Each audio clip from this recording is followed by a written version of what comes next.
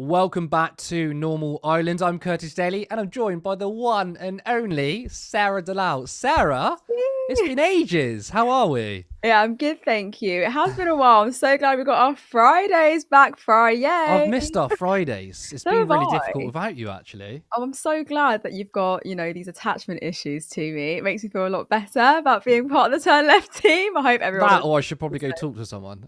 Yeah. Get the book out. But no, it's good to see you. Thank you, and we're really going to need your analysis for tonight because there's only two stories, but they are very, very big stories. So this is what we've got coming up for you tonight. Peter Mandelson is finally gone. Hooray. But it was obviously too little too late. And the suspect of Charlie Kirk killer has been caught. As always, remember to like the stream. And if you're not a subscriber, then please hit that button. We'll, of course, be getting to comments at the end. So make sure you're busy in the chat. But on to our first story. So Peter Mandelson has finally gone. Prime Minister Keir Starmer and Foreign Secretary Yvette Cooper made the decision to sack Peter Mandelson as US ambassador at a meeting in Downing Street this morning. But it was late last night the PM reviewed the email showing how Mandelson had urged Epstein to challenge his initial prosecution and conviction for procuring a minor for sex. The emails between Mandelson and Epstein were leaked by none other than The Sun. In a string of leaked messages circling Washington, D.C., Mr. Mandelson wrote, "I think the world of you, and I feel hopeless and furious about what has happened. I can still barely understand it. It could just not happen in Britain. You have to be incredibly resilient, fight for early release, and be philosophical about it as much as you can." The email sent between the pair's private email addresses continued, "Everything can be turned into an opportunity and that you will come through it and be stronger for it." Wow. Now, Mandelson was then interviewed by Harry Cole, but he used his sexuality as a defence. Harry, during all the time I was an associate of his, I never saw the wrongdoing. I never saw any evidence of criminal activity. I never sought, and nor did he offer any introductions to women in the way that allegedly he did for others.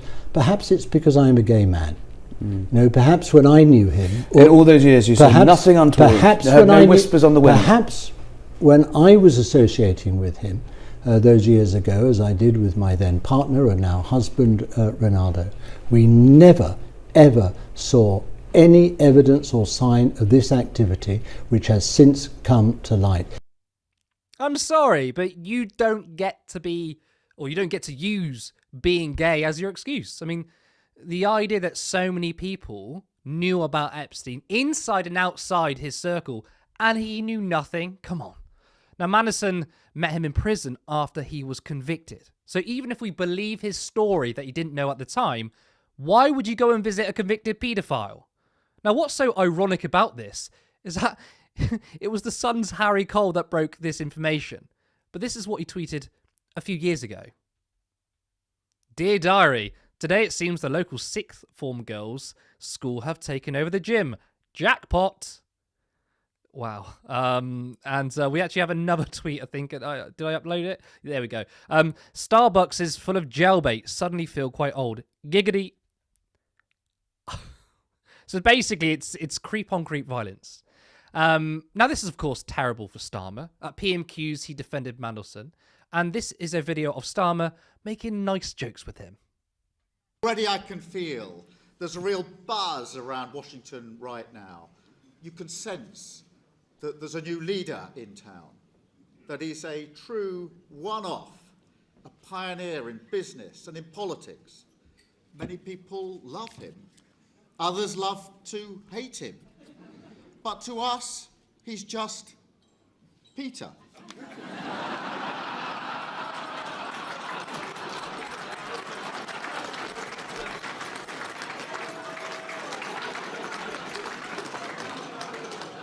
And Peter is the right person to help us work with President Trump and to take this special relationship from strength to strength. Wow. Wow. All the laughter. It's repulsive.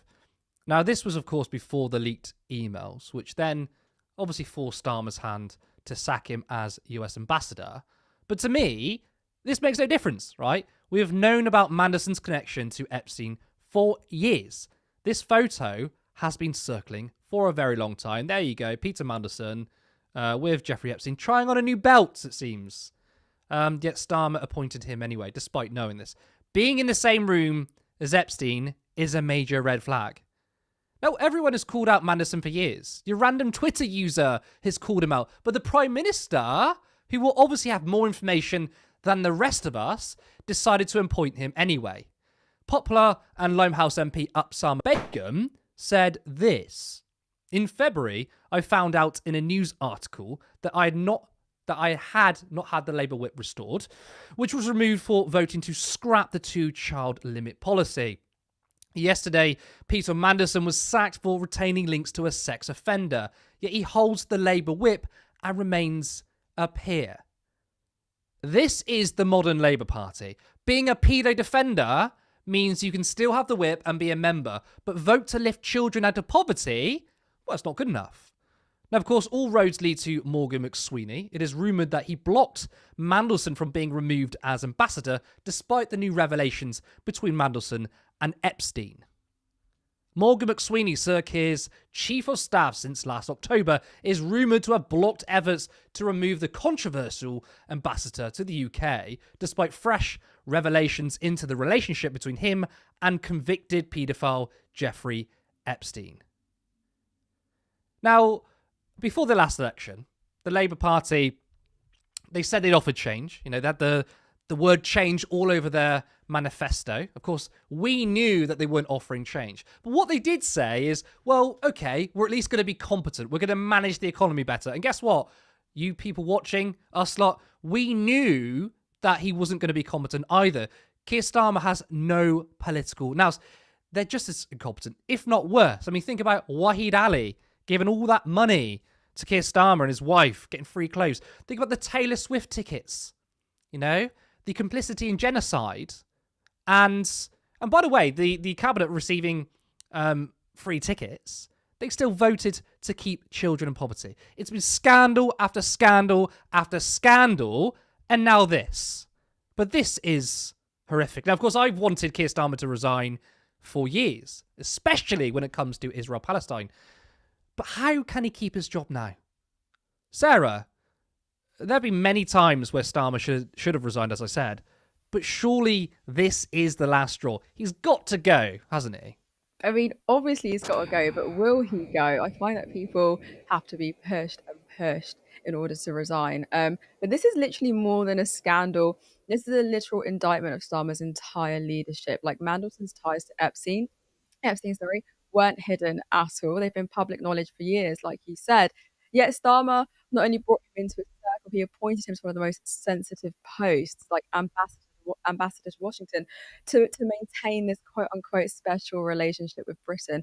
I think that just shows a catastrophic lapse of judgment. But then again, I don't think that I'm going to even excuse Starmer and say, but it's a lapse of judgment, because that almost makes it seem as though he's given it some he's not giving it forethought. It was an accident. Like, this is something that's very intentional.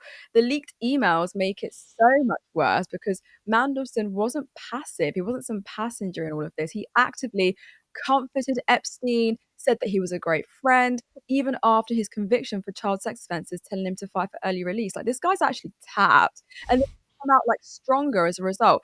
And then, I'm sorry, don't you weaponize the fact that you're gay against us and say, but like, I just didn't notice all the girls around him. I just didn't know. Like, fucking pack it in. I think, as still as recently as last week, Starmer stood up in Parliament and said that he had full confidence in Mandelson. Like, this guy is standing 10 toes down in that conviction, which makes it utterly embarrassing. Starmer's been an embarrassing leader from the word go, and he still continues that train of embarrassment. So only when the leaks become, almost impossible to ignore, that's when he sacked him. The issue, that means that it's not Mandelson, it's the culture of protection at the top. They always want to protect the most powerful, the people they deem to be powerful.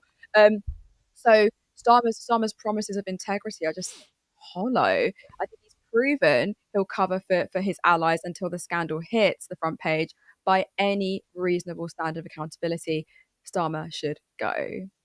I mean, that's actually a really good point, because it kind of sort of brings me on to my next question, right? Which is, it's an example of protecting their own, right? Peter Mandelson is a Blairite, and the Labour right have control of the party machine. So they would rather cover for him. But just imagine, right, if Mandelson was on the left. Exactly, though. Exactly. Like, this is literally about like functional loyalty, like not morality. It's never been about morality when it comes to this Labour government. If anything was about morality, if any of them were guided by a moral compass, they wouldn't have done the U-turns that they did. They wouldn't be targeting the disabled. Like, but they've made so many stupid decisions that we can unpack another day. But if Mandelson had been on the left, he would have been purged years ago, because we've seen how quick the leadership is to act when it comes to socialist MPs. Absenda Begum lost the whip for voting against the two-child benefit cap, an anti-poverty measure that would protect the most vulnerable in our society. Yet Mandelson, who openly sympathised with a convicted sex offender, I have to keep repeating this, a convicted sex offender, like, it's not even alleged, you are convicted. He's a pedo. You're He's a fucking paedophile. not. Yeah, like, he still holds the whip and remains a peer. Like, that double standard speaks volumes. I know that people like on the right always say two-tier, but like literally two-tier. Like, this isn't competence. It's designed by nature. The Labour right protects its own no matter the cost, whilst weaponising discipline against the left. And it gets so tiresome because we see right through it as well. And it runs deeper than Mandelson, because reports suggest that Morgan McSweeney, as well, Starmer's chief of staff, even blocked efforts to remove Mandelson despite the Epstein links. So that tells you that this isn't just one man's bad judgment. This is like an entire faction willing to tolerate moral rot to maintain power. And don't get me started on McSweeney, like, you actual snake in the grass. He's so insufferable. Well, I mean, it's because you're quite correct. This is not a lapse of judgment, because the connections to Jeffrey Epstein and Peter Mandelson weren't just suddenly uncovered, right? The emails that were leaked, wasn't the first we heard of it. Everybody knew. We've seen. I mean, that picture I showed earlier, that's some years ago. Everyone and their nan and their random Twitter user knew about these links, but Keir Starmer defended him, said he's right for the job, and only now he got rid of him because it was untenable, right? But to me, Keir Starmer and Morgan McSweeney, they've shown us who they are in their judgment by appointing him in the first place. Like I said, if there's a single image of you schmoozing with a literal convicted paedophile, you should not be appointing them. And you just don't think, once again, Keir Starmer and this Labour government have zero political nous. They do not understand how to play politics. That if someone, right, because guess what? Being a paedophile isn't particularly popular. I know, shocking, right? And someone who's been linked to a paedophile, maybe you wouldn't appoint them in the first place. Even if it was just based on rumours, surely you would think, I do not want a member of my government being linked to a paedophile in any way. Yet Keir Starmer and Morgan McSweeney still decided to do that. So what's happened now with him sacking him as an ambassador? That was just inevitable, wasn't it? Something that Captain Foresight couldn't see. Captain Foresight, please, he can't see shit. He can't see shit beyond the power that he wants to yield. He just wants to hold on to power. And you're so right. But this, even on of itself, Labour no longer is Labour. Like, this is completely, and so many of the other decisions they've made whilst being in government has completely eroded trust and unity in the party. Yeah. Like, it reveals a really, really morbid and awful leadership that's more interested in internal power dynamics than it is about being consistent in principles. And it gets tiring to witness every single time, because believe it or not, way back when, I used to be a Labour supporter. Don't shoot me, but I used to be a Labour supporter. And now, like, obviously I woke up, I studied a little bit more, I got into my 20s, and I was like, goodness me, Labour doesn't stand for shit apart from like some fake leftist politics, just a bunch of neo-libs. But I don't know, I think for a party that's aspiring to govern, for a party that wants to govern a country, there's just blatant factionalism in within the party that's so deeply corrosive. Well, okay, so obviously we think he should resign, right? Yes. Even though I don't think it makes much of a difference, because they're just going to replace him with another briefcase Labour melt, right? But obviously, in terms of political capital, he has to go. But what do you think? Do you think he's going to survive, or do you think he's going to be pushed? Because look, there's a genocide in Gaza. For us, we're like, he needs to go. But obviously, for your average person, I know more and more people are waking up to Israel's crimes, of course. But for your average person, the worst thing is to be linked to a pedo. So, do you think Starmer can hang on, or do you think he's going to go? He will get pushed. I genuinely do think he'll be pushed. This guy is so unpopular, quote unquote, to tick here. He's so unpopular on both sides. Like the left hate him, the right don't even like him. So why would you keep someone in power who is so unfavorable amongst the masses? I do think that it will get to a point where he will have no choice but to step down. And I said this since the U-turn started happening, even slightly before that, when he was just a little bit spineless, taking back things that he'd initially went into the leadership race and also the election with, and then completely turned around and said, no, actually, I don't quite remember saying that. Like, he will be pushed utterly. He just doesn't stand for anything that's in, no integrity whatsoever, consistently been spineless. But he won't be pushed because he's a spineless freak. He'll be pushed because he's unpopular. That's all. And I think now we've seen it even way before all of this stuff had been happening, that there have been little, like Streeting, for example, trying to kind of make it known that he wants to eventually, not explicitly, but implicitly, for things that he's saying, gain popularity amongst people with the things that he's saying. So I think people have been waiting for it to happen. It's just a matter of when it will happen. That's what I think anyway. Of course, if it is Streeting, he's going to have to move seats because he's going to lose to Lian Mohammed. Yeah, which would be. exactly. I mean, I don't want him to move seat. I want to see that happen. Okay, let's leave that there. It's weird doing this after one story, but of course I've got to plug ourselves before we go on to our second story. Just want to say, remember to like the stream because it does help the algorithm. If you're not a subscriber, hit that button. Also hit the notification bell, right? So many people are telling me, I don't know when you're uploading. I don't know when you're live, because YouTube decides, even though you subscribe, we don't want to tell you of any new uploads. It's great. Of course, if you want us to grow, then you can head over to turnleftmedia.co.uk/support. There's a link to our Patreon where you can support us monthly, or follow the other link to give us a one-time contribution. Alternatively, you can become a YouTube member for just 99p. On to our second and final story, but this is obviously going to be a large segment of our show. The suspect who is believed to be Charlie Kirk's killer has been named as Tyler Robinson. Now, this is the latest information we have on the subject.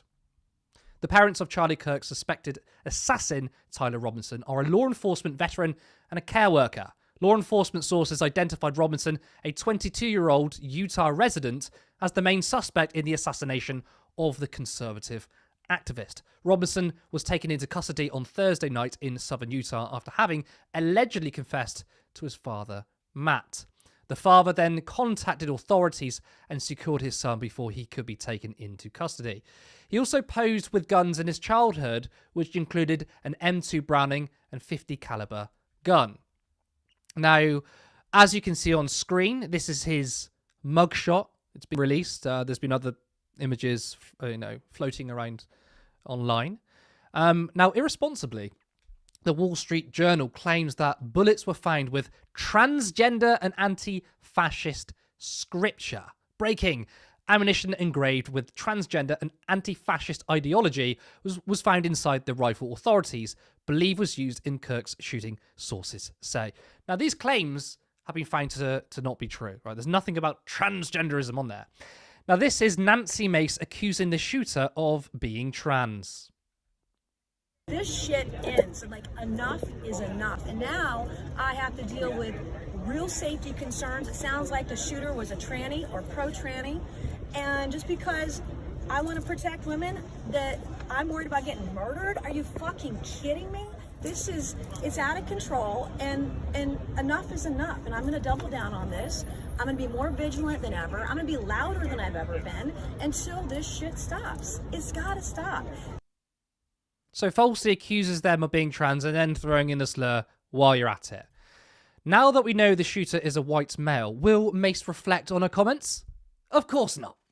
Now, the press conference by the FBI claims that there were scripture on the bullets, and it had writing that said, "Hey, fascist catch," and "If you read this, you're gay, LMAO."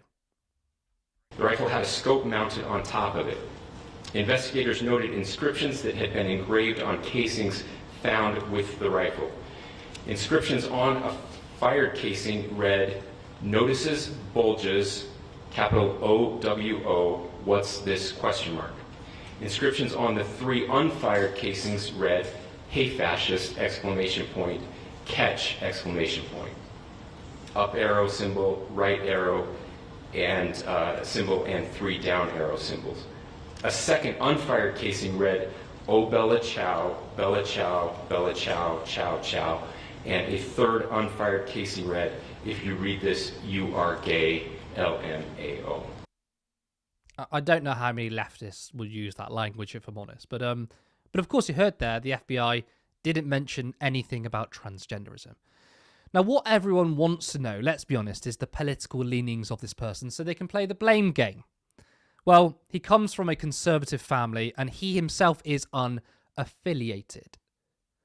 Tyler Robinson is a registered non-partisan. His parents are both registered Republicans, and they shared a graphic saying Kirk shooting suspect has registered as non-partisan voter records show. The suspect in the assassination of conservative activist and influencer Charlie Kirk has in the past registered as a non-partisan voter in Utah, public records show.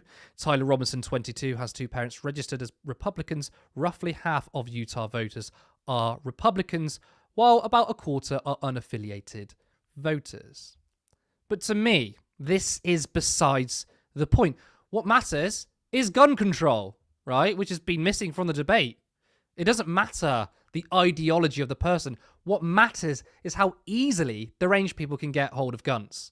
Now, earlier on today, I spoke to the Majority Report's Matt Binder to talk about the latest developments. So there were a couple of false flags. Initially, an older man was arrested on the same day. That turned out to be wrong. Then we had Kash Patel claim that they had the suspect in custody. Then that was rolled back. We had the Wall Street Journal claim there were bullets with transgender and anti-fascist scripture. And turned out that that was unsubstantiated. What is going on? Can you make sense of this for us? So Charlie Kirk is shot at this event in Utah, and immediately the online speculation starts going around. There, like you said, there was an older man, maybe in his 60s or 70s, who was arrested at first. There was video of him being arrested. Apparently, this guy is. They were local Utah reporters in Utah were calling him he's like a political gadfly. He's just like a normal attendee that we always see. But, he was causing a disruption. The police knew who he was, or they thought he was causing a disruption. It's unclear why they arrested him at first, but the police knew who he was. They took him in and then immediately released him. But of course that spread right away until to this day, to this moment, you'll still see people sharing that image, speculating what he has to do with it. Was he in on it? Is he like the second man or the third man involved?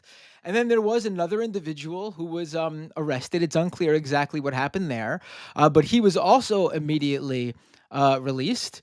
And then just this morning, day 3 of this manhunt for Charlie Kirk shooter, they apparently get the guy, the alleged shooter. It seems like this is him. Apparently his name is Tyler Robinson.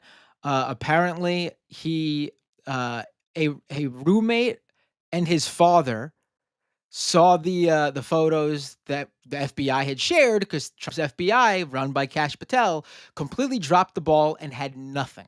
They were releasing everything that they had, which wasn't much, in hopes that someone out there would see the image and recognize the guy.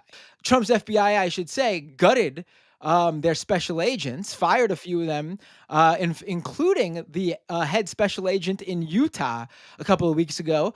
I believe the reason that they fired her was because it was a woman of color, and they fired her because they're against DEI, and they assumed if a woman of color is running something in the FBI, of course, she can't actually have the skills required for the job. She was hired based on who she is. She got fired. Imagine maybe this would have been much quicker, closed up much quicker, if the FBI wasn't gutted out and there were people in Utah who knew what they were doing. So the father and a roommate apparently saw the shooter, recognized him. The father apparently went up to the son when he came home and said, confronted him about it. He admitted to his dad that he was the shooter. They contacted their youth minister, who apparently has connections with law enforcement. And when he went to go meet with the youth minister, police showed up and picked him up. And that's how they got this guy. I mean, minutes after Kirk was shot, right, we had Republicans, the media, they attacked the left wing. Nancy Mace claimed it was a lefty and then said the person was trans. Look, we still don't really know the motivations, but I've seen reports that he was unaffiliated, came from a conservative family. I want to ask you, though, if the shooter, and this is if we ever find out, the shooter turns out they have left-wing positions, what do you think the fallout is going to be? And if it's just another case of a right-winger, what do you think is going to happen there? I want to say, first of all, we don't know. Like, we could talk about this in terms of, like, what the discourse, or how the country should react or whatever. But the truth is, we don't know at this point. Maybe by the time this gets released, we do know. But as of Friday, September 12th, it's a little bit after noon right here in the United States, Eastern time in New York. We don't know. All we know is exactly what I told you, and that there were writings, inscriptions on the shell casings. And from those inscriptions on the shell casings, this guy fits the profile of a lot of these recent school shooters in the United States, where they are extremely terminally online. They are part of these nihilist online groups. Some of them, there was a shooting in a school shooting in Denver, Colorado, the same day Charlie Kirk was shot, that of course has barely been a blip in the media because of the Charlie Kirk shooting. But I've been looking into that one. Reporters in Colorado have been looking into that one. And the 16-year-old shooter in that case was part of one of these groups that shared neo-Nazi imagery and lionized and looked up to previous school shooters. This has been like an overarching sort of thing here in the United States with these mass shooters. The mental health issue is the case across the board. To be able, and I want to be clear, I'm not talking about, people with mental illness, because there are plenty of people with mental illness who are completely normal, safe, nothing to worry about, that don't commit these acts of violence. But when you have these issues and you don't have treatment, you don't have health care to deal with them, you don't have access to health care to deal with them, then that's when you spiral out of control, and the access to the guns and the being with other dark nihilist people online in these small communities who look up to violence, that all combines to create these sort of scenarios. The mental health crisis in this country, where we do not have adequate health care because it's not provided here. It's just, if you don't have the ability to access it because you don't have the funds, or you don't have enough money to get quality health care with the health care plan that you are able to afford, or if you can't even afford the medication, you are flat out of luck. There are a lot of shootings in this country that don't happen because of political ideology. Even a lot of political violence in this country is done by people who have no coherent political ideology. I mean, the right wing in the United States love to ignore this. But the guy who shot Donald Trump and grazed his ear, because Trump moved at the exact time the guy took the shot, the guy who tried to assassinate Donald Trump had a history of right-wing politics. The people in his life even said, we don't understand why he did this. He was a conservative. He had right-wing, conservative, libertarian politics as far as we knew for his whole life. To get to your question about, what if this is someone with, left-wing ideology? I want to know what it was that radicalized him into doing this, if it was left-wing ideology, because I don't know. Of anyone who espouses sort of violent rhetoric. Like, who are we talking about here? The Democrats? Like Chuck Schumer's out there? No. Who's being radicalized by Chuck Schumer? Who's being radicalized even by like the left plank of the Democratic Party? AOC? Who's being radicalized by AOC to commit violence? On the right wing, however, you have a completely different ideological bent that espouses things that does radicalize people in that way. Like, that would be my argument. Like, if this guy does have left-wing politics and it could be the case. What was it that was said that made him say, "Oh, I have to take action"? Because it would be unclear to me. And I would love to learn, because if that's the case, we don't know if this person's a right winger or a left winger, but we do know he had access to guns. In fact, the photos that have been pulled from his family's Facebook profiles show that this was a conservative gun. Again, we don't know about him specifically. Again, kids grow up and have different politics than their parents, but he comes from a conservative, very religious, gun-owning household, and there are photos of him at the gun range, tons of photos of him and his family members, including his younger siblings, at the gun range holding large weaponry, not little, handguns. Or you want to, I'm not a fan of guns personally, of any size or whatever. But every now and then you'll see a photo of a family taking a kid with a little handgun or whatever, and suit yourself. No, we got photos of this guy holding huge weaponry, large guns that you would only find in a war zone, at the gun range. And he's in the photo, and the parent who's captioning the photo is saying, "Oh, here's my son, age 11. Here's my son, age 12." That young, learning how to use firearms to that capacity. I mean, I clearly it played into his ability to kill Charlie Kirk from 150 yards away by shooting him in the neck with a scoped rifle. I'm glad you spoke about mental health, actually, because that's something that has not been spoken about in the US, in the UK, right? It has genuinely just been, oh, well, what's the motive of the victim? Is it left wing? Is it right wing? And they're missing the point. I'm glad you spoke about mental health. Another thing which I feel like when there's a school shooting, mass shooting, there was always a debate between, you'd had the Republican side would say thoughts and prayers, the Democrats would say we need gun control. Even that feels like it's missing. So do you think that the conversation and debate has moved away from regulation and it's become more partisan? Because it literally, before Kirk died, I mean, it was minutes after he was shot, they were speculating the political leanings of this person. Yet, usually, from where I sit, anyway, from the UK,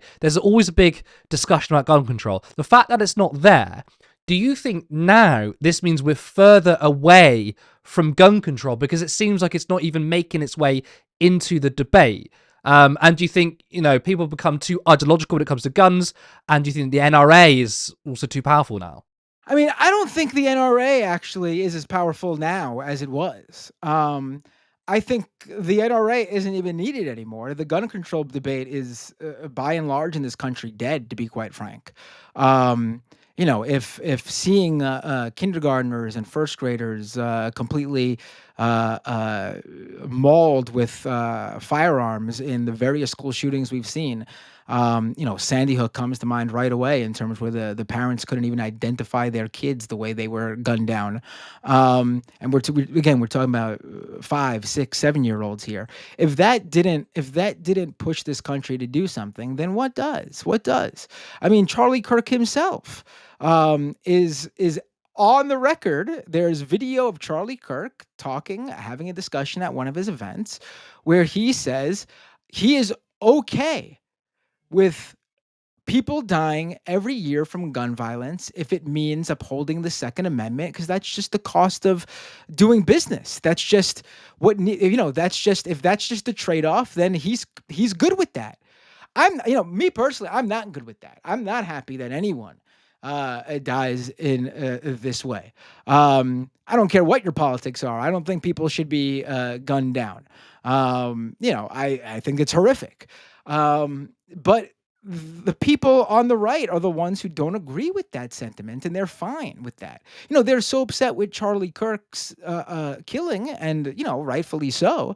But would they even are they even considering that Charlie Kirk is now one of those statistics that they are fine with because his death is just the cost of doing business here? It's just the cost of keeping their Second Amendment. No one's calling in this country at any with anyone with any sort of power or influence. No one's calling for the complete abolishment of guns, of gun ownership. Just calling for more stringent measures. When it comes to mental health, I mean, You're right. It's shocking how little it's discussed because there's no political points there. That's why, right? I mean, if the issue is mental illness that goes unchecked, that goes untreated, um, you can't use that politically. I mean, especially if you're on the right, because you don't believe in providing health care. Like, we could even talk about, there was this story that just came out about that there's this US citizen from Chicago who went and joined the IDF, and there's a report now about that they were recorded in an interview that they didn't know what the interview was going to be for, bragging about how they mowed down an entire Palestinian family, one by one, knowing they were unarmed civilians just because they could, and they were proud of it. Like, yeah, he's talking and he's saying horrible things, and he's obviously a terrible person to be able to do these things. But also, there's something wrong with him to be able to say that and do that and be happy with it. Like, you just don't do that if there's not something wrong with you, no matter what your politics are, honestly. I think that's a really good point you made there about mental health, though, that it's not something that can be politicized, not really, so they're not used. Again, also think it's very salient to bring up about Israel-Palestine, because a lot of people are so upset about one death, but seemingly ignore that. Matt, I really appreciate you coming on Turn Left again. Appreciate you giving your perspective from the US. Obviously, this is a developing story, so there's going to be more to come. But thank you again for coming on the show. Oh, yeah. Thank you for having me. I'll be happy to come on anytime. So that was US commentator and contributor to the Majority Report. Great show, by the way, Matt Binder. Sarah, so from the minute we heard about Charlie Kirk, we had the US, UK politicians and pundits cry about left-wing violence and people assuming the shooter was left. Well, latest information we have is that Tyler wasn't politically affiliated to anyone, but he came from a conservative family. Do you think we're going to see mass apologies for trying to pin this on the left? No. When do they ever apologize? When do they ever? They don't. I don't think they know how to spell sorry. And the reason for that is because it's structural. It's not just cynical. Like what we've seen unfold is essentially like a 3-step playbook at work. Like, step one, you've got to pre-assign motive before facts exist, and that primes the audience. It kind of riles them up and gives politicians a talking point. And then the next step would be to attach, a stigmatized identity to the assailant. So, like in this case, trans people, and use that slur against them so that we can make them even more scared of trans people, because they never believe that trans people are human anyway, because they think it converts a crime into some sort of cultural war weapon. And then the final step would be, when facts contradict the script, the inscriptions weren't trans ideology and the suspect's a non-affiliated white guy from a conservative household, you don't retract, you just pivot to, well, he was a lone wolf, and you keep the moral panic rolling. So that machinery just runs on like an asymmetric incentive. Like, outrage travels faster than correction, so platforms will reward that anger, and not necessarily like the accuracy of it. And politicians profit off of that shit. They profit from epistemic closure, telling their base that they were right to fear the left regardless of evidence. And an apology would automatically admit that the entire 48-hour news cycle was manufactured narrative, not reporting. And then that will again solidify the fact that, well, you can't trust the media. So they won't do that because the narrative already did its work. It's already done its smear campaign. It othered a minority, smeared the left as inherently violent, and provided pretext for more repression and fundraising emails, essentially. And there's also like a double standard in attribution. When violence comes from someone coded right, the rhetorical move is just, atomization, lone wolf, mental health, this tragic like aberration. But when the suspect can be like known as a lefty, the move is always collectivization and indictment on all left of all left politics, like not just a little bit of it, like the whole thing. All trans people, all protest, you're all Antifa, this, that, and the other, and you're not condemning murder. Like, that's not real analysis, that's not real nuance that they always call for. It's just like, oh, let's just apply collective guilt when it's useful, and like radical individualism when it's not. And we should name the cost, because every time, a paper runs, a really, really enticing but unverified claim, it just narrows the space for truth and widens the target on vulnerable groups. And it also, just quickly, sorry, I know I'm rambling, No, please. but it dodges the policy question that actually reduces violence in the first place, which is what you said, gun access. Because ideology is an easier fight than the gun lobby. So no, there won't be any mass apologies because the incentives are to bank the smear, memory hold that correction, and move on to the next outrage. And I think our job is to refuse that cycle and separate motive from myth and refuse collective blame without evidence. That analysis was absolutely spot on, by the way. I mean, I've had time off. I've had time off. It's so true that when it comes to the left, it's collective, right? It's a collective narrative. When it comes to the right, it's individual. And a good example of this is already today. We've seen Nancy Mace, who has been disgusting. Obviously, I've shown that clip of her using that slur against trans people. She has toned down her rhetoric. Other people have now, what they've done, because they've realised, it's a young white man from a conservative family, not a radical leftist. They've suddenly changed their tone, and now they're asking the question, so what does a nice young boy, what happens? Who radicalised him? And there's suddenly questions about radicalisation and society, but it's not about ideology against the left. So when they thought they were left-wing, it was like, left-wing people are just really, really bad. And now it's like, it's a nice white boy from a conservative family. It's like, what happened? How did this person get radicalized? They individualize it, don't they? They make it personal, but they almost, I'm not excusing it, but it's the same thing when it's like a white guy kills his family. It's a picture of him and his family on a speedboat.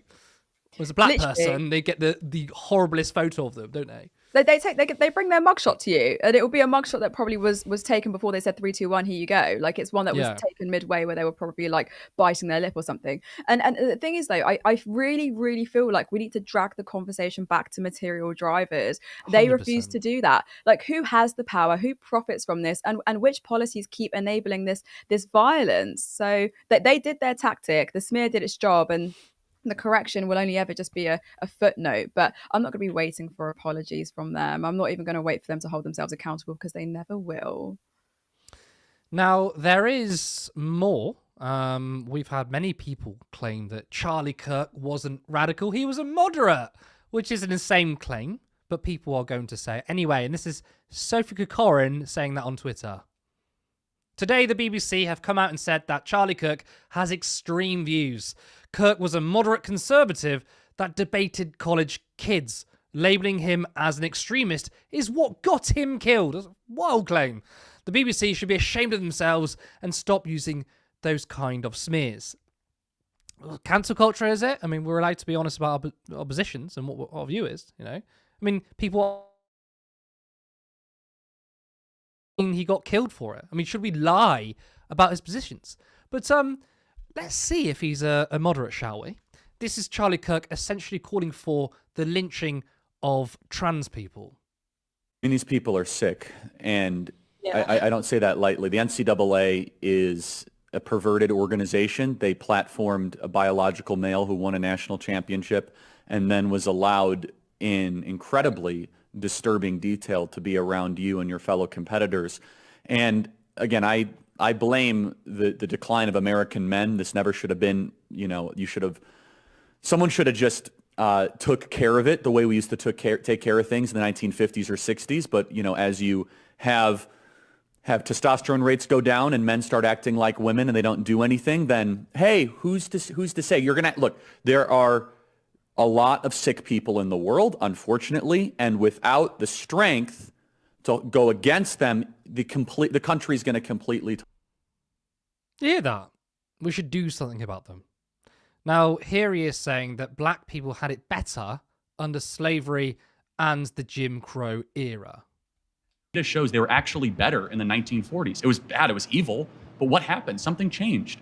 They committed less crimes. Maybe they were afraid. I mean, 4,000 Black men, women, and children were killed in violent lynch mobs. That's your explanation, but racial terror permeated American culture for hundreds of years. Black America is worse than it has been that affected in the last 80 years. The generational psyche of an entire group of people? Well, I'm sure it did. I'm not discounting that. I'm just... If that's not enough for you, Charlie Kirk said that if his 10-year-old daughter was raped, the baby would be delivered. So if you had a daughter and she was 10 and she got raped, and she was going to give birth, and she would and she was going to give birth and she was going to live, would you want her to go through that and carry her baby? That's awfully graphic. But it's a real life scenario that happens to many people. The answer is yes, the baby would be delivered. Oh, okay, great. So that's insane. But let me tell you why. No, hold on. Let me ask you a question. But there's more. He also said that abortion worse than the Holocaust. Charlie Kirk's controversial views resurfaced after Trump ally assassinated. He said abortion is worse than the Holocaust. Okay, this man was not a moderate. Sarah, what are your thoughts about trying to make Charlie Kirk sound reasonable? I mean, do you think they're using the death of him to push the Overton window even further to the right to make it like Charlie Kirk, who, by the way, I would describe him as a fascist? I'm just calling it as I see it, right? Free speech, right? And they're trying to make him out as moderate. They're fucking delusional. I'm sorry. This guy was not a moderate at all. I would call him a fash. He is a fascist, and he is just so. I never liked him. I've watched those Jubilee clips. I watched Jubilee when it came out, and he was on there, and I was like, "You got absolutely cooked, mate. Like they absolutely ruined you on there." But this is true. The Overton. You're right. This is exactly what's going to happen. It's how the Overton window gets dragged rightward anyway. Like the technique would be, you create this halo of martyrdom. He's a martyr, insist that the criticism of Kirk was incitement. So any accurate labeling of him or his politics becomes taboo. And then you would practice that euphemism management, rebrand explicitly extreme positions on trans people, on abortion, on race, on black people particularly, as just tough conversations or faith-based convictions, and this is just simply free speech. And then you would demand this false symmetry from the media. If he's called extreme, then someone must call him moderate to balance that segment. But the end state is that language collapses, and then extremist loses meaning, and policies once unthinkable are recast as mainstream. But why does that matter? Simply because redefining the center, defining the center becomes impossible. Defining the center becomes possible. If Kirk, who argued that a child rape victim, his daughter, should be forced to give birth, compared abortion to the Holocaust and dehumanized trans people, is successfully relabeled as moderate, then any policy ahead to the right of him becomes reasonable compromise. Yeah. And that's fucked. That's normalization of proximity. It's awful. And it has concrete effects because it shifts newsroom framing. It chills us as analysts and charities who try to support people who are actually going through a really, really fucking awful time. And it emboldens these legislators more so to push harsher bills under the cover of mainstream conservatism or being moderate. And I also am sick and tired of what I'm seeing online about Kirk. I'm sorry. Yes, he's died. I will say I am consistent when it comes to calling out political violence, but I find that the right are so ignorant to political violence. They are so selective with their outrage, and this is what pisses me off about them, because I see political violence as, as homelessness. I see it as the gun crimes that's happening. I see it as the kids that are starving in Gaza. I see it as everything. I see it as also the migrants who are fleeing political violence in places in Gaza or Syria or wherever, coming to the UK as political violence. But these very same people who say, why don't you show some compassion? Why do you have no empathy, etc., etc., when you're the same person who says to us, shoot the boats, who the fuck are you? I'm sick and tired of this fake morality that they try to bestow. And I am going to call him an extremist. I do think he radicalized people, and I do think he contributed to violence. He was someone who was hand in hand with Trump, who I think is an absolute war crimes enthusiast. So I think we can unequivocally obviously condemn his murder, but still speak plainly about a body of rhetoric that was punitive and apocalyptic in nature and so dehumanizing and racist and ableist and so transphobic. I think, in fact, naming the extremism is what keeps the red lines. I think if we accept this rewrite, tomorrow's moderate will be further right again, and the cycle continues. Oh, I completely agree. And there's also a difference between lacking sympathy and supporting political violence, right?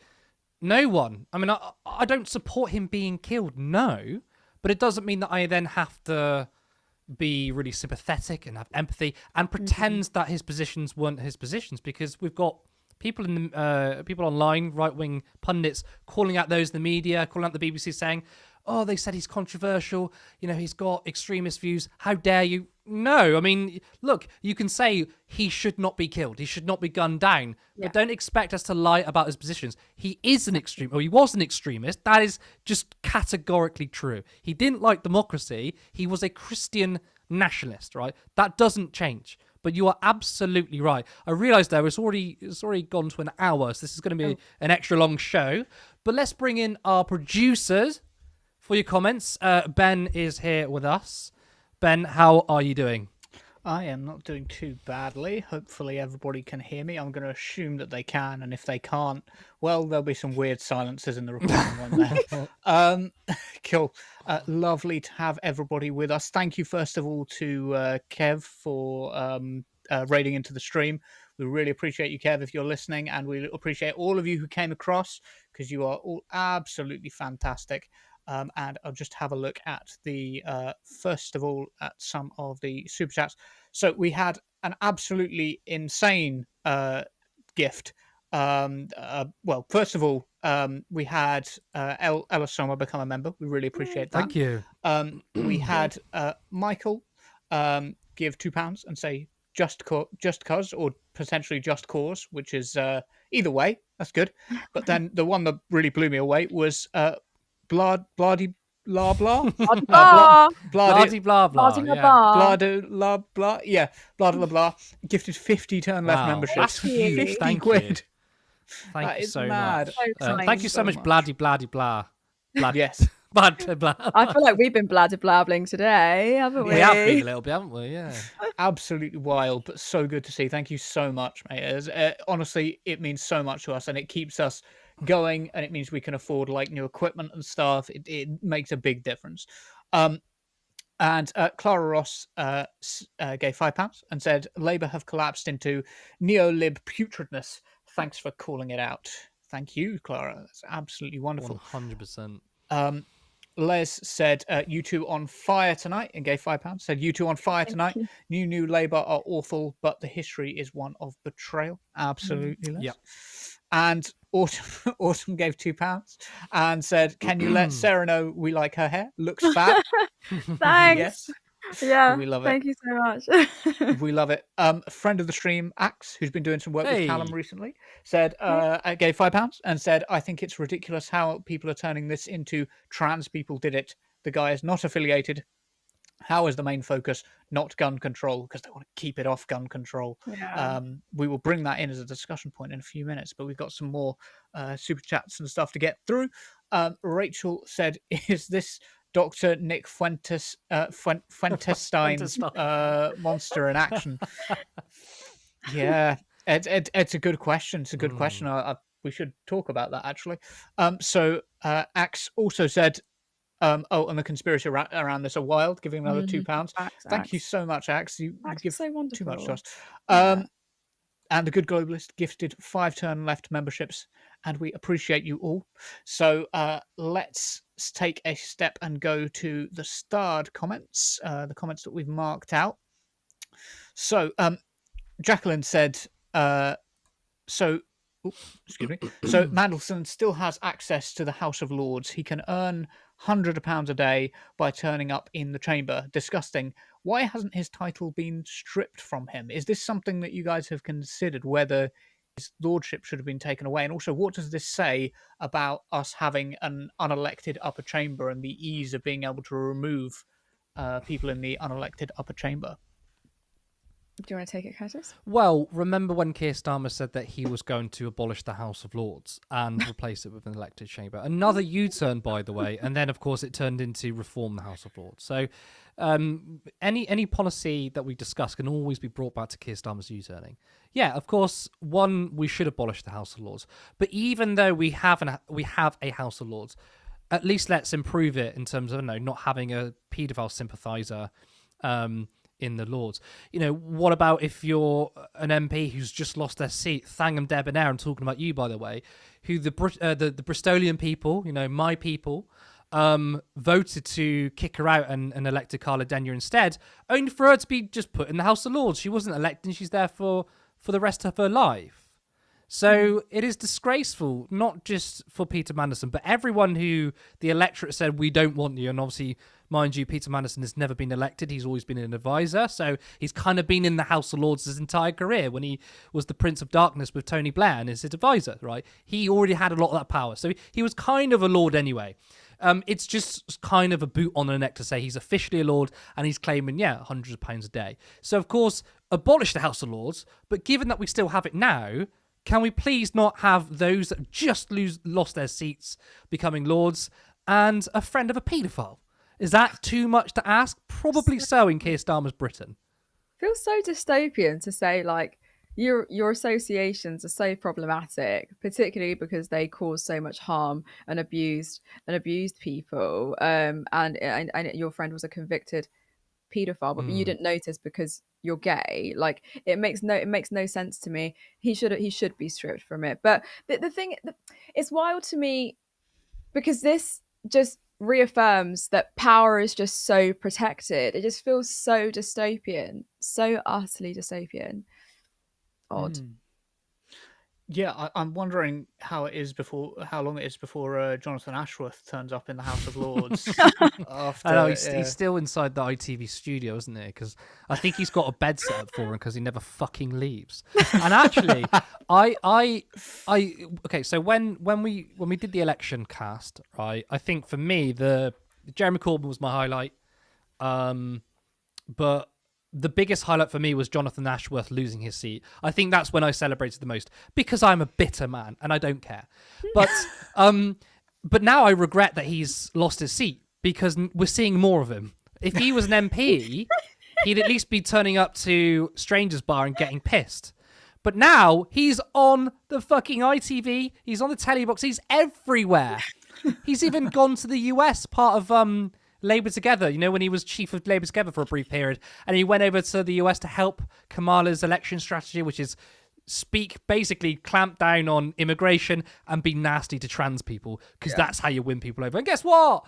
Kamala lost. So, actually, Jonathan Ashworth, I kind of wish he did keep a seat just so I don't have to fucking see his face anymore. So I'm sure we'll probably see him in the Lord somewhere because he slimes his way in anywhere. Always slimes his way.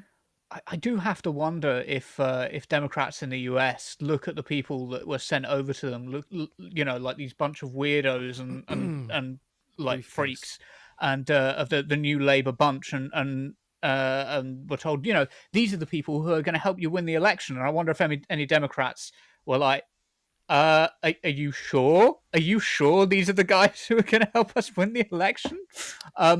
I can imagine they were really excited at first because obviously Labour won a massive landslide.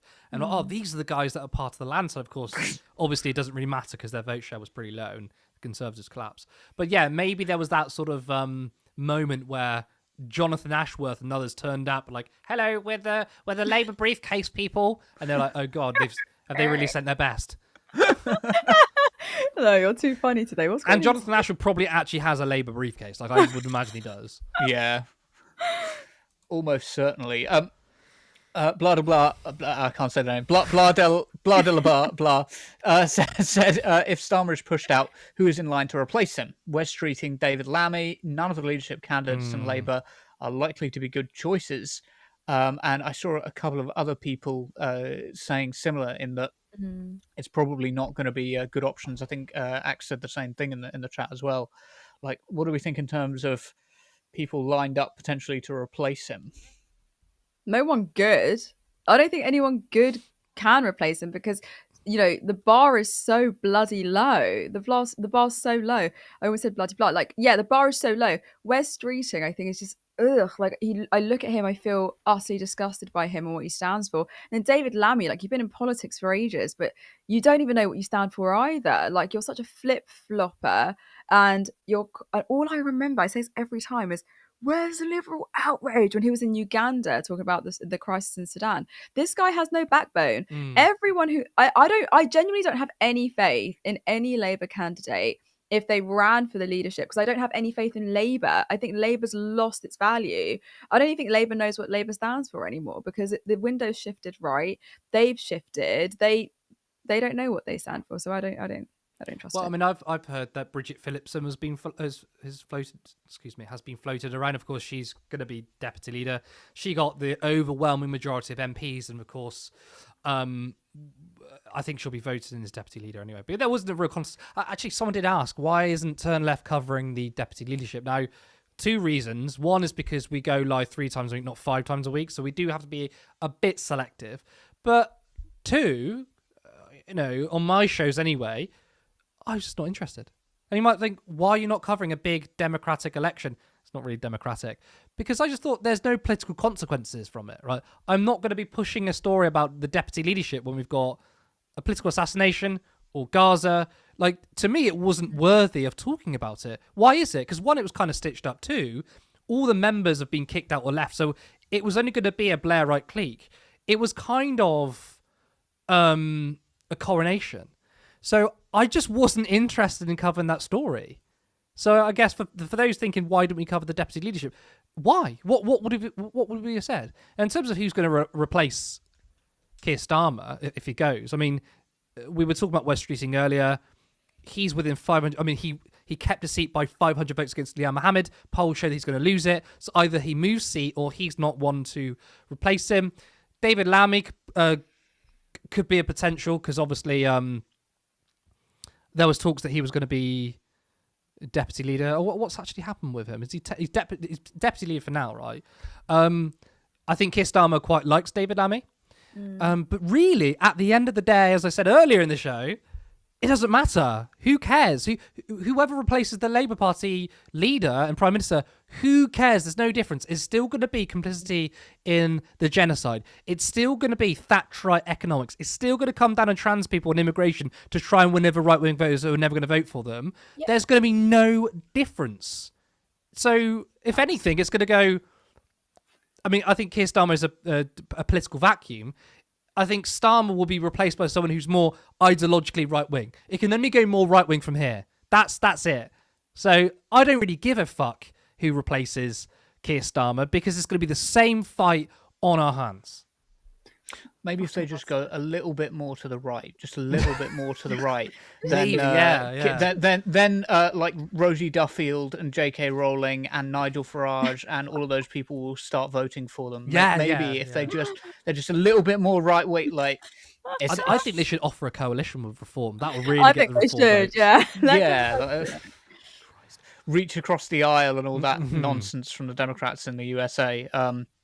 I find that wild because it's like you cannot reach across the aisle with people who are not also willing to reach across the aisle. That is one of the basics of reaching across the aisle. But that is so true. I've made this argument so many times, which is that like the left wing have always been expected to capitulate and reach over the aisle, but the right wing never do.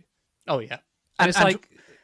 This is one of the reasons we should be dark woke. It's one of the reasons we should be more partisan and just be like, "Fuck yeah, nah, fuck you. If you don't want to talk to us, that's fine. But we are going to be just as nasty to you as you are to us." I just want to ask because the question sort of popped into my mind as we were discussing that. What sort of state do you think this has put MPs like Clive Lewis and John McDonnell in? Do you think this has made them look a little bit indecisive? Because I like Clive. I like John. Like I really do like their politics, and there are other examples as well. But people who've stayed in the Labour Party, but clearly still have very left wing views that don't fit with what should they be?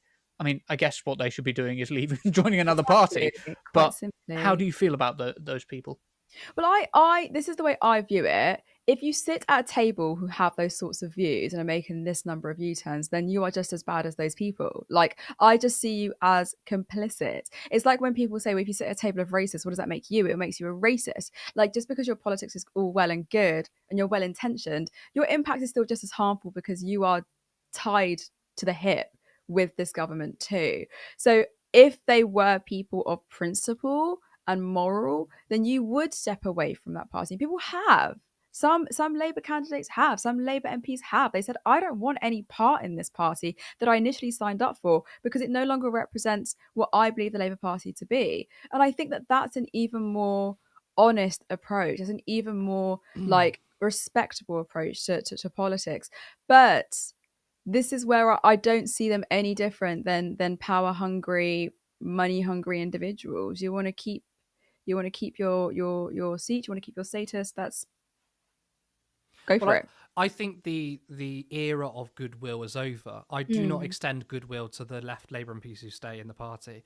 John McDonnell, I mean, you asked a question whether they look indecisive. John McDonnell has been indecisive for years. I mean, how many times is he going to write a strongly worded letter to the leadership by saying, please don't crush us any further? As if Starmer's going to read the 37th letter from McDonnell by going, okay, I'll stop now. In fact, actually, I call into question their politics. And when I mean politics, I don't mean policy. John McDonnell, Clive Lewis, great policy. John McDonnell had would have been a fantastic chancellor. Right, that would have been the case. I question their politics because you're no longer in a party where there's different factions and the right wing currently have the faction. You are in a party now where there is no factions but the right wing. So all throughout Labour Party history, there's been a left faction, the so-called soft left faction, and the right wing faction, right? And even though it seemed like under Blair that the left was maligned, they still actually had some kind of power in a way that even Tony Blair kind of capitulated on some things, right? You don't see that under the Labour Party now. Staying in the party is utterly useless.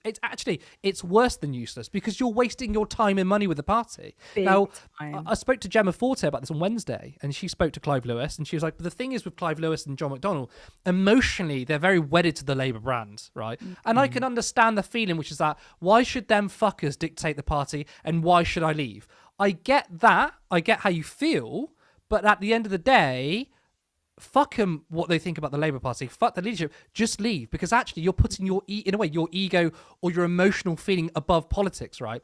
You cannot influence the Labour Party from inside. You can influence the Labour Party from outside. Look at the attacks against Zach Palansky when he became leader. The first day there were 2 attacks from the Labour Party.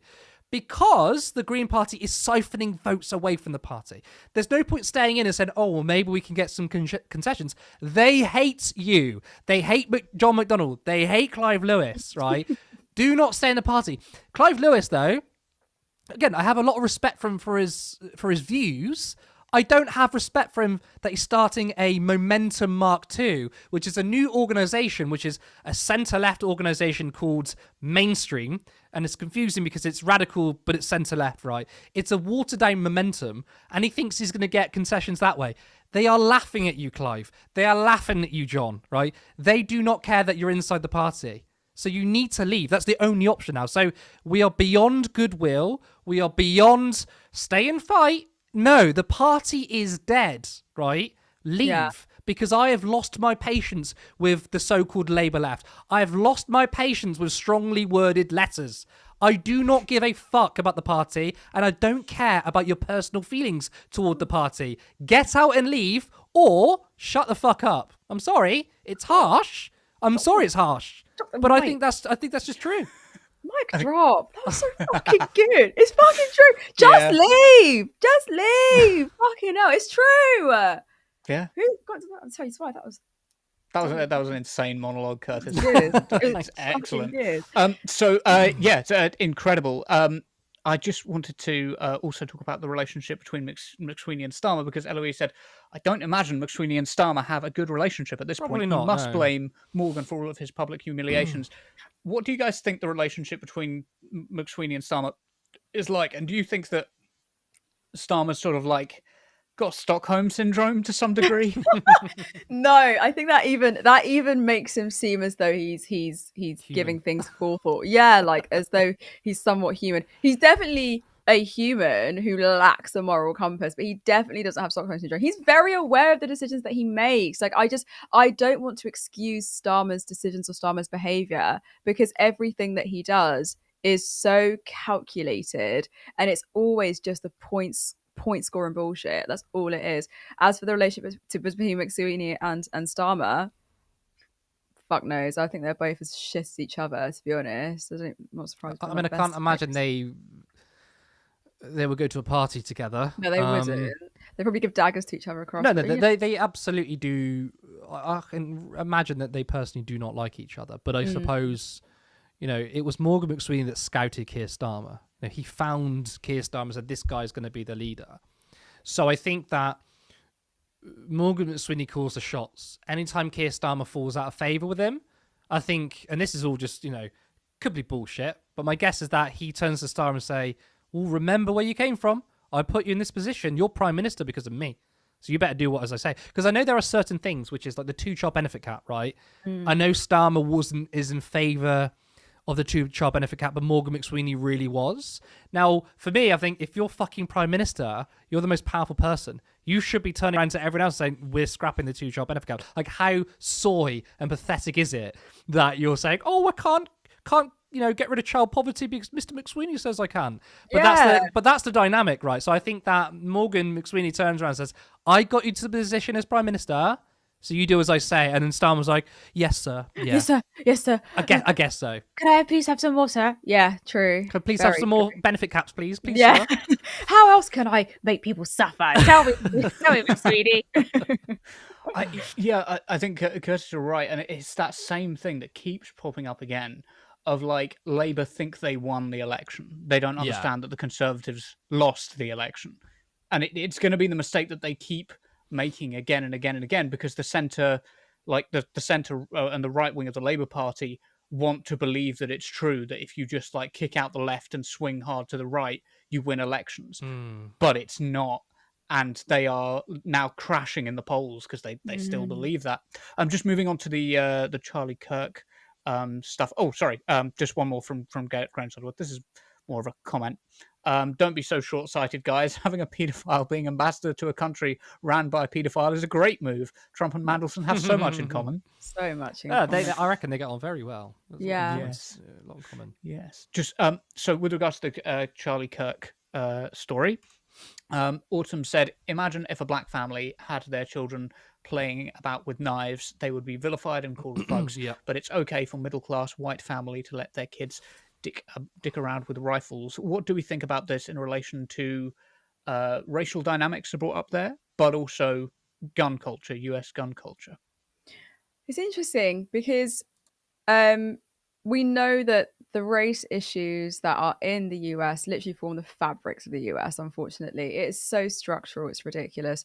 The media will paint people of colour in such a horrific light and then attempt to humanize those who are white.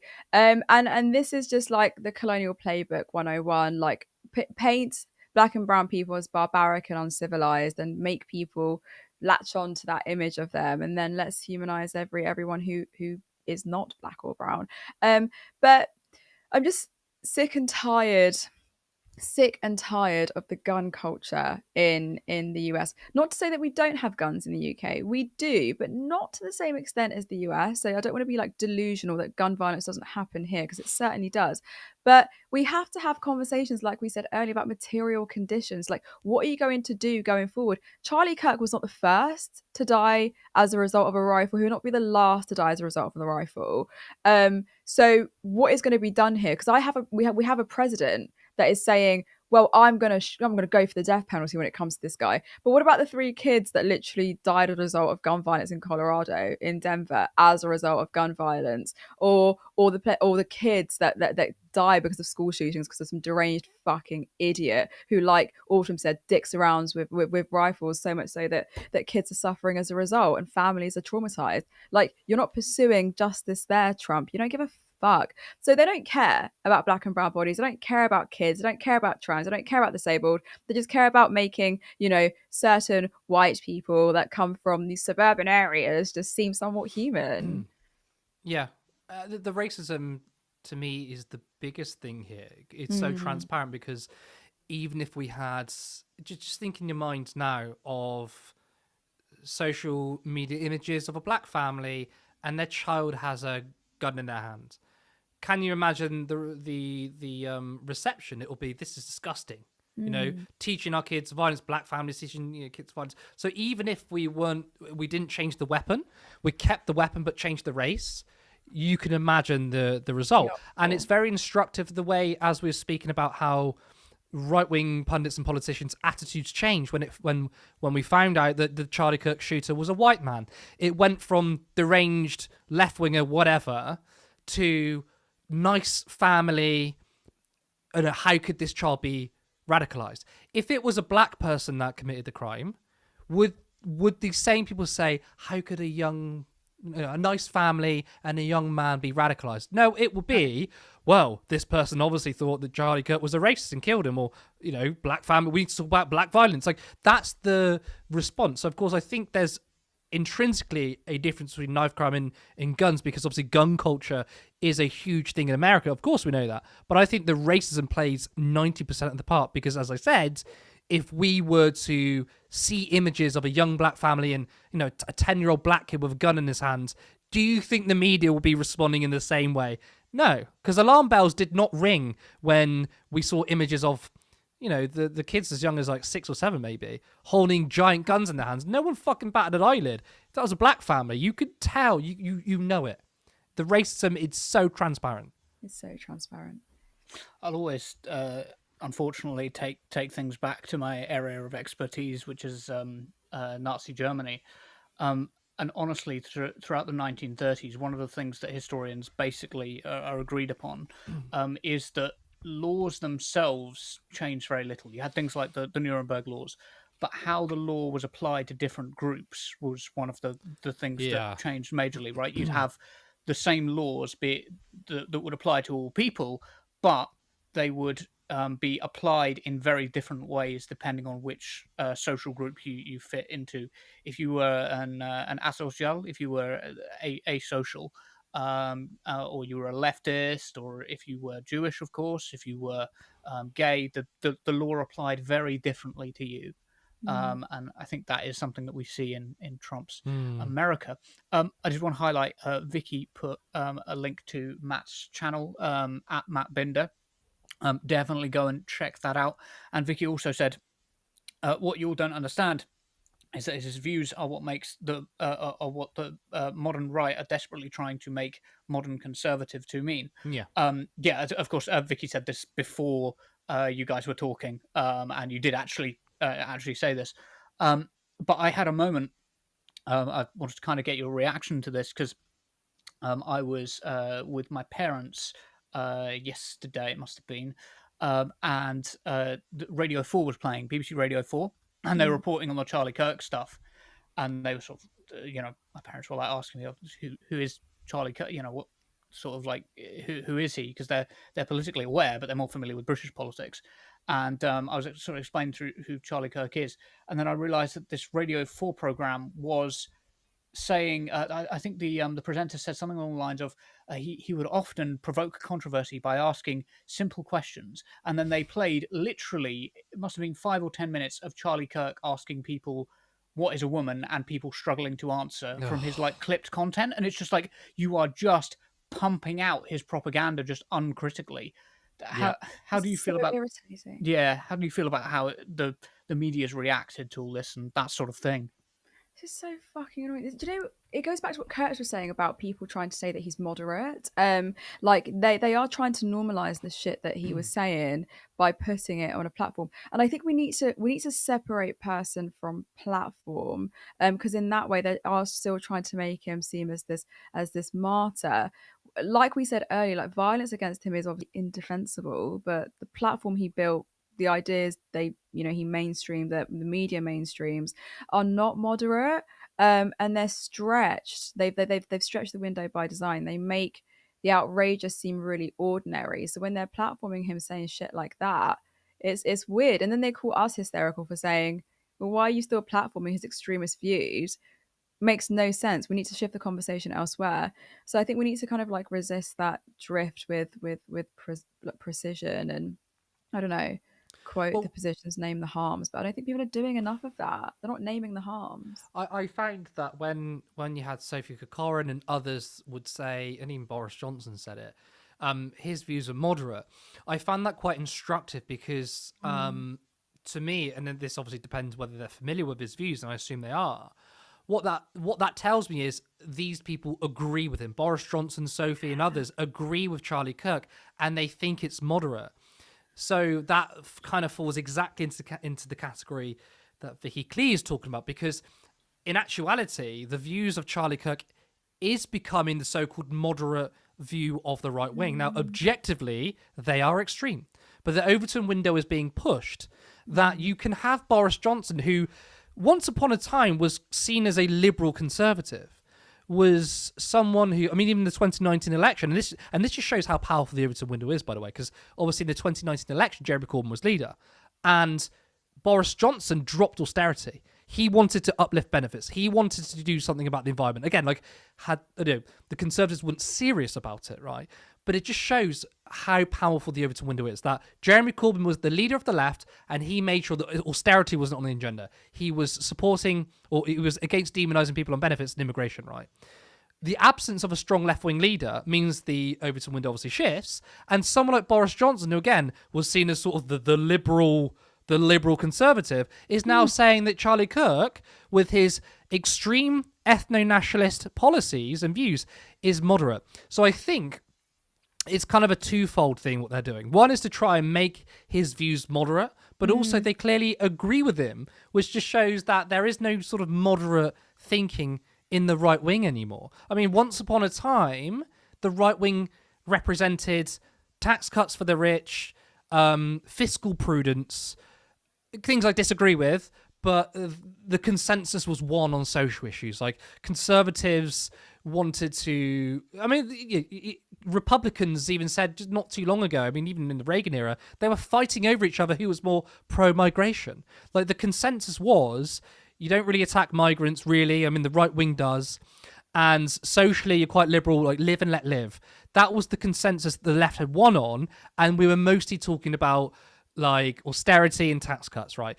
Now it's got to the point where once upon a time a so-called liberal conservative is now espousing very similar views to Charlie Kirk. I am aware that I've kept you for a while, guys, and this show has been very long, but I feel like it's been a very good show to do. Productive. This, I think it's been productive. So we did just get a couple of gifted things as well. I wanted to draw attention to. I think I did the Good Globalist, and so Clara Ross gifted £20. Wow! And said, thank you. You give me hope. And Sarah, you're amazing. This miserable. She is amazing. What is that? Hang on. Where's that word? Archipelago? No, it's archipelago. Archipelago? No, I don't know. Archipelago needs so much more of you. Love and peace. That's a really nice comment, That's and so I agree. nice. Sarah is amazing. I'm not. That's just facts. No, Because at Turn Left we do objective reporting, and this just in: Sarah is amazing. Love you guys. Steve became a member. So did Christoph. And Andy Carter gifted a Turn Left membership to Owlin. We appreciate you all. And also Vegan Barnsley kindly gave £10. Thank you so much. Thank you. Great show, guys. You guys really pulled it off really well tonight. I do want to end on that. However, I do have a question for you. And I'm aware, again, that we are overrunning loads. But I am interested on your thoughts on this. Oh, Carl just gifted 5 Turn Left memberships as well as I was speaking. They're trying to keep us on air, aren't they? Yeah. So we're going to go to midnight. I know this is going to go on for ages. But my question to you guys is, what is your theory about the motives of the shooter at this juncture? From the evidence that you've seen, the inscription on the cases, because I'll be honest with you, I don't know. I'm stuck. I don't know, but I think what we can say for certain is that it's someone who's chronically online. Like, I think it's someone who I think I worry about the climate that we're in at the moment, because people cannot discern the difference between a toxic online culture and debate in real life. And I don't think people actually know how to debate. Just quickly, I was on a TikTok live. I'm always on TikTok, guys. It's fucking awful. I was on TikTok live and I was with this, on this guy's panel. He got me up and I was like, he was like, I just think everyone should stop making a mockery out of Charlie Kirk. I was like, but you didn't stop people mocking Margaret Thatcher when she died. And I know the circumstances are different, but most people celebrated when Margaret Thatcher died because she did some harmful things. I think she did some acts of political violence on vulnerable people. Anyway, that's besides the point. He told me to shut up. He kept muting me and whatever. And then someone in the comments, and this proves my point about toxic online culture, that someone said, you deserve the same fate as Charlie Kirk, woman. to me. And I just realized, I didn't realize, I think I always knew this, but there's a real weird culture online of, not to be, generalizing here, but of men, of boys who tend to fall down this rabbit hole of, well, I have to find out more about, these really controversial individuals who are basically fascists and incite hatred either online, and then when it gets too far, in person. So I think it's toxic online culture, personally. I mean, can I just say that actually hating Margaret Thatcher and also dancing on her grave is literally part of British culture, right? and I'm not this hear me out here, right? Ding dong, the witch is gone got to number 1 when she died, right? Ding dong. This is not even me saying, aha, you should go and laugh at Margaret Thatcher being dead, but that is quintessentially part of British culture. Right? Don't deny British culture. I don't want to speculate too hard on the motive of the person, especially if I were to get it completely wrong. But I do think, speaking to Matt Binder and looking into some of the things that this person's saying, is more often than not, right, when you get radicalized online, it is down the far right pipeline, okay? And what Matt Binder said to me during that interview, he said, no one's being radicalized by AOC, for example. Who's being radicalized by even one of the sort of left-wing Democrats, because they're fighting for freezing the rent, universal healthcare. These are the things they're talking about.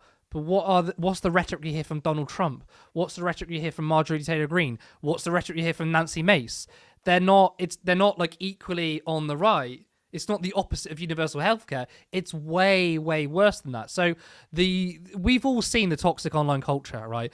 And it's not like you need to be radically empathetic and think that everyone should be treated the same. You must be a communist and everyone is equal. It's not really like people aren't getting radicalized by that. What people are getting radicalized is old conspiracies, such as very old anti-Semitism, hatred against trans people and people of color.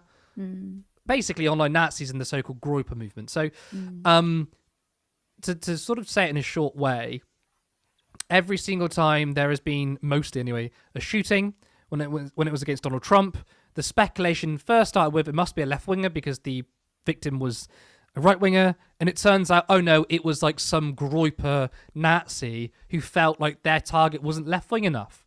So I wouldn't be surprised if it was someone who got radicalized to the right and either wanted to start a civil war by shooting Charlie Kirk or thought he was too left-wing. I don't know. But, it's very possible that this person was maybe left-wing or at least hated Kirk's views for his views and then did that. The left aren't above violence, of course not. But it's just that when you look at the online pipeline, the forces that are there, it's from the right wing. Algorithms serve that. Even Steve Bannon, years ago, he was trying to find young people to radicalize. Like, there is a specific industry and operation to radicalize young people online to the right wing. There isn't one from the left. So statistically speaking, people are just going to be more right wing if they go down that pipeline. So I know I'm waffling on a bit.